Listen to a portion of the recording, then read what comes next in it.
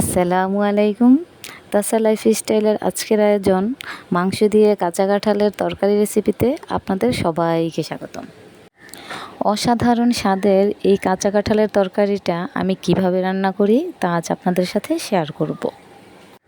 আমার চ্যানেলে একটি কাঁচা কাঁঠাল কাটার ভিডিও রয়েছে, তাই আজ আর কেটে দেখাবো না। প্রথমে আমি কাঁঠালটি ছোট ছোট করে কেটে পরিষ্কার পানি দিয়ে ধুয়ে ভাপে বসিয়ে দিয়েছি। হাফ চামচ লবণ, হাফ চামচ হলুদের গুঁড়া, 1 কাপ পানি দিয়ে। পানি দেওয়ার সময় আমার ক্যামেরাটি অফ ছিল, তাই আমি দুঃখিত। 5 মিনিট ভাপ দেওয়ার পর আমার কাঁঠালটা অনেকটাই সিদ্ধ হয়ে গেছে। এখন আমি একটি স্ট্রেনারের সাহায্যে তুলে নেব।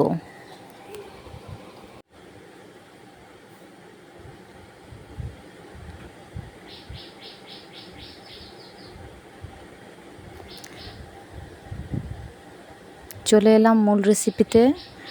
চুলায় একটি প্যান বসিয়ে দিয়ে দিব 1 কাপ সয়াবিন তেল। তেলটা গরম হয়ে এলে দিয়ে দিব 1 কাপ পেঁয়াজ।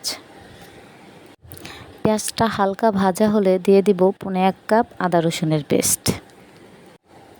আদা রসুন পেঁয়াজের সাথে কিছুক্ষণ ভেজে নেব।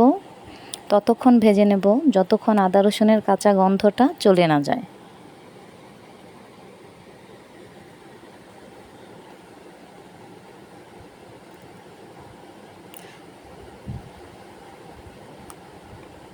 ভাজা হলে দিয়ে দিব 3 চা চামচ হলুদের গুঁড়া, 3 চা চামচ মরিচের গুঁড়া, 1 টেবিল চামচ গরম মশলা গুঁড়া, 1 চা চামচ জিরা গুঁড়া, 1 চা চামচ ধনিয়া গুঁড়া আর পরিমাণ মতো লবণ।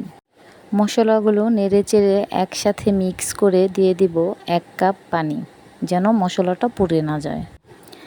এবার মশলাগুলো কষিয়ে নেব।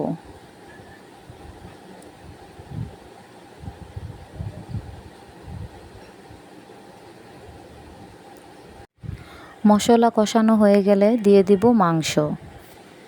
আমি এখানে হাড় চর্বি সহ 1.5 কেজি গরুর মাংস ছোট ছোট করে কেটে পরিষ্কার পানি দিয়ে ধুয়ে রেখেছি।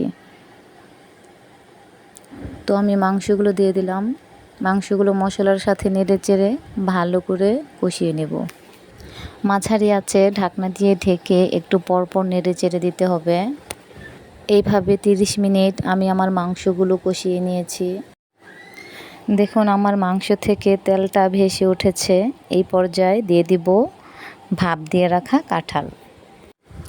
কাঁঠালগুলো দিয়ে মাংসের সাথে নেড়েচেড়ে উল্টে পাল্টে মিক্স করে নিতে হবে। এখনও আমি কোনো পানি অ্যাড করব না।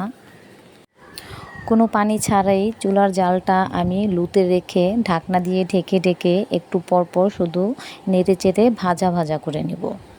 ভাজাটা যত সুন্দর হবে খেতে কিন্তু ততই ভালো লাগবে। আমি এইভাবে 1 ঘন্টা ভেজে নিয়েছি। আপনারা আপনাদের পছন্দ মতো ভেজে নেবেন। 7-8টি কাঁচামরিচ দিয়ে ঢেকে দিব 2 মিনিটের জন্য। 2 মিনিট হলে চুলা থেকে নামিয়ে নেব। আমি কাঁচামরিচটি ঝালের জন্য দিইনি, জাস্ট ফ্লেভারের জন্য দিয়েছি। এখন পরিবেশনের পালা। কাঁচা কাঁঠাল শেষ হওয়ার আগেই বাসায় এইভাবে একবার হলেও ট্রাই করবেন, আশা করি ভালো লাগবে। আর আমার ভিডিওটি যদি ভালো লাগে তাহলে সাবস্ক্রাইব করে দিবেন। সবাই ভালো থাকবেন। আল্লাহ হাফেজ।